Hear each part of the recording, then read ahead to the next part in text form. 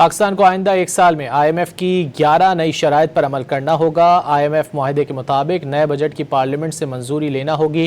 بجلی اور گیس کی قیمتیں لاگت ریکوری کی سطح پر رکھنا ہوں گی۔ پاکستان کو آئندہ ایک سال میں آئی ایم ایف کی 11 نئی شرائط پر عمل کرنا ہوگا۔ آئی ایم ایف معاہدے کے مطابق نئے بجٹ کی پارلیمنٹ سے منظوری لینا ہوگی۔ مزید جانیں گے ڈان نیوز کے نمائندے طاہر شیرانی سے۔ طاہر، مزید کیا شرائط ہیں؟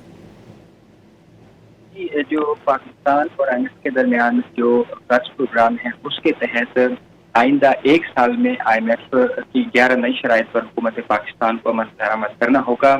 ایک تو یہ ہے کہ جو آئی ایم ایف معاہدے کے مطابق آئندہ مالی سال کا جو بجٹ ہے اس کی پارلیمنٹ سے منظوری لینا ہوگی تاکہ جو آئی ایم ایف کے ساتھ جن اہداف پر اتفاق کیا گیا ہے وہ حاصل کیا جا سکے۔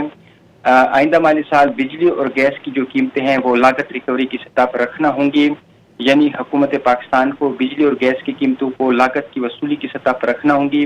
جو بھی بجلی کی لاگت ہوگی اسی حساب سے وصولی کی جائے گی تاکہ جو سرکولر ڈیٹ ہے اس کو قابو میں رکھا جا سکے، اور اس کے ساتھ ساتھ اگر بجلی کی پیداواری لاگت بڑھتی ہے تو اسی حساب سے اس کا اضافہ، اور اگر پیداواری لاگت کم ہوتی ہے تو اسی حساب سے اس کی جو کمی ہے بجلی اور گیس کی قیمتوں میں وہ منتقل کی جا سکے۔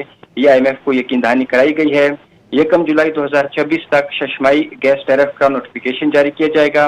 بجلی کے سالانہ ٹیرف کا نوٹیفیکیشن 15 جنوری 2027 تک جاری کرنا ہوگا، اور آئندہ مالی سال جو گیس کی قیمتوں کا ششمائی ٹیرف نوٹیفیکیشن ہے 15 فروری 2027 تک جاری کرنا ہوگا۔ آئندہ مالی سال جو پرائمری سرپلس ہے جی ڈی پی کا وہ 2% حاصل کیا جائے گا۔ آئی ایم ایف کی شرط کے مطابق نیب کی خود مختاری اور شفافیت میں اضافہ کیا جائے گا۔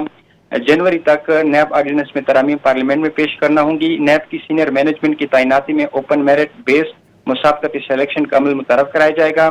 مالی مرحلہ وار ختم کرنے کے لیے اسپیشل اکنامک زون قانون کو تبدیل کیا جائے گا، اور ستمبر 2026 تک پیپر اور رولز میں ترامیم کرنا ہوں گی۔ حکومت پاکستان کی جانب سے جو آئی ایم ایف کے نئے 11 اہداف ہیں ان پر عمل درآمد کی یقین دہانی بھی کرا دی گئی۔ جی بہت شکریہ طاہر شیرانی ان تفصیلات کے لیے۔